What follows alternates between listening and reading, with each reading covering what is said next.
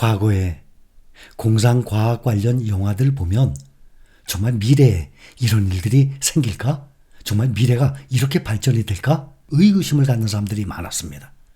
자율주행차가 사람도 없이 도로 위를 완벽하게 혼자 달리게 되고, 스마트폰이 사용자의 생각을 예측을 해서 더 똑똑하게 움직이는 세상이 되고, 예전에는 상상 속에서만 존재를 했지만 이제는 곧 맞이하게 될 미래라고 이제는 많은 사람들이 생각을 하고 있습니다.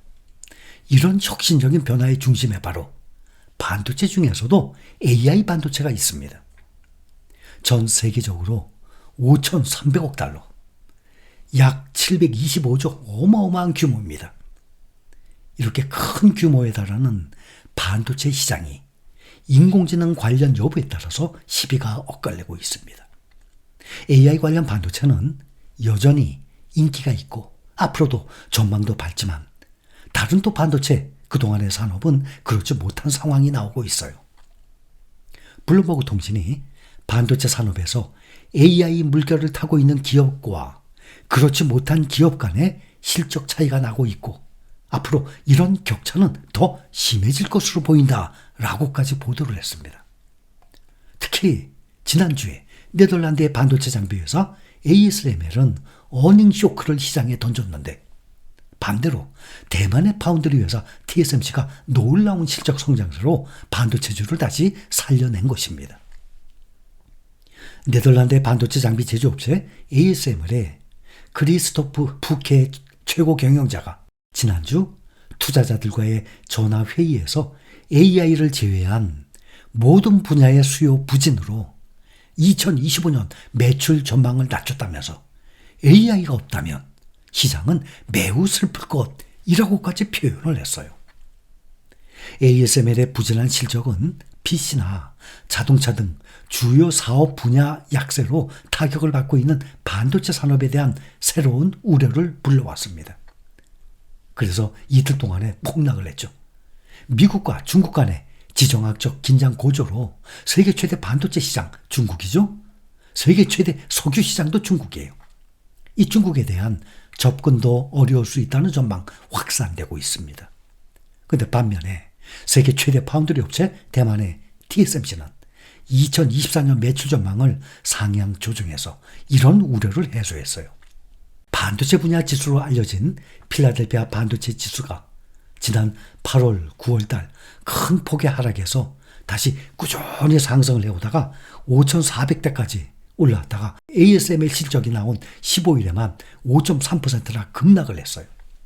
그랬다가 17일 TSMC의 실적 발표 후 다시 회복됐습니다. ASML의 주가도 단 이틀 동안 22%나 폭락을 했었습니다.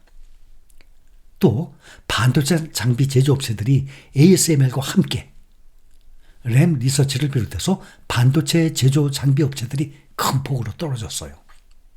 마벨 테크놀로지를 비롯한 일부 반도체 제조업체는 상승세를 보였습니다. 이런 차별화가 모두 AI와의 관련성 때문으로 봐야 합니다.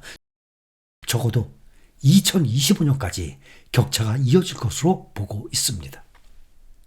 또 빅테크 종목들의 기업들의 AI 개발 지출 이어지고 있습니다. 마이크로소프트와 알파벳, 아마존, 메타 등의 올해 2분기에만 500억 달러 이상, 약 68조 이런 금액을 자본 지출에 쏟아 부었는데, 이 중 상당액이 컴퓨팅 부품 제조업체에 투자됐습니다. 앞으로도 몇 분기 동안 AI 인프라 확장을 위해서 지출을 늘릴 계획들입니다.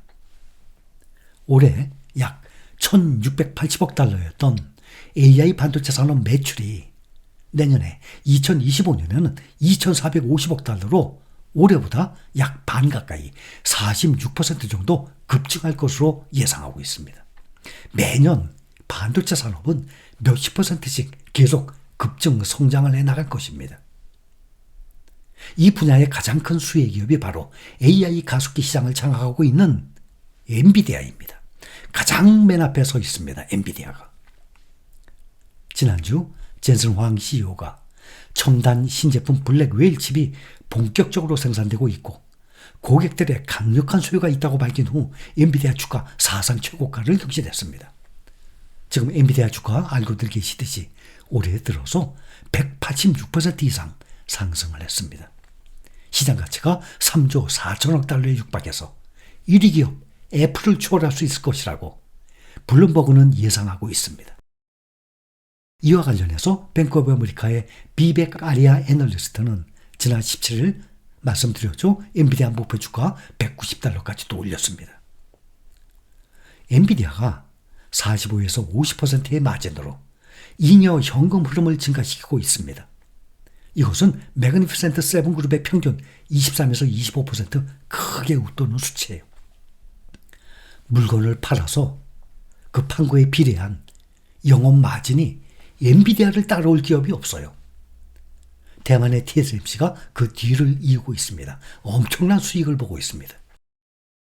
지금 가장 실적 좋은 또 주가 상승이 큰 빅테크주들 지금 영업이익률이 엄청납니다. 30% 정도는 기본이에요. 반이 넘어갑니다. 100만 원치 팔았으면 30만 원 이상 30%, 50%, 50만 원 이상 남아요. 과거에는 이 정도의 영업이익 꿈도 못 꿨습니다. 지금은 이 빅테크주들 무슨 공장을 짓기 위해서 땅이 필요하거나 또 생산 실험하기 위한 무슨 이 시스템이 필요하거나 또 인력이 필요한 거 아닙니다. 완전히 컴퓨터, 이 인터넷 세상입니다. 클라우드 세상입니다. 그렇기 때문에 그만큼 영업이익률이 과거에 비해서는 엄청나게 늘은 것입니다. 굴뚝산업이라고 그러죠. 과거에 이러한 지금도 그런 산업들이 있죠. 자동차 산업을 비롯해서. 이런 산업들은 10%의 영업이익만 나와도 성공했다고 할 정도입니다. 그래서 우리는 S&P 500, 나스닥 100, 필라델피아 반도체 지수의 ETF 세 종목이 가장 기본입니다. 거기다가 보면은 개별 종목들 다 애플, 마이크로소프트, 아마존, 또 빅테크주들로 구성된 이 빅테크 이 10 종목들 아닙니까? 그러니 빅테크 ETF에 우리는 한 종목 ETF에 투자를 하면 충분할 것입니다. 그리고 원화로 투자를 하는 2배 레버리지가 있죠. 또 달러로 투자를 하는 3배 레버리지가 있습니다. 이렇게 크게 흔들리는 이 변동성을 이겨낼 수 있는 한도 내에서만 투자금의 일부만 하시기를 바란다고. 특히 레버리지, 특히 2배보다도 3배 레버리지 TQQQ, SOXL도 국내 투자자들이 10% 이상 20%씩 비중으로 이 미국의 이 레버리지 주식들을 가지고 있습니다. 그래서 항상 말씀드리지만 더군다나 우리는 젊은 사람들이 아니기 때문에 이 크게 흔들리는 변동성을 이겨낼 수 있는 한도 내에서 특히 투자금 중에 일부만 하시라고 제가 수없이 말씀을 드리고 있습니다.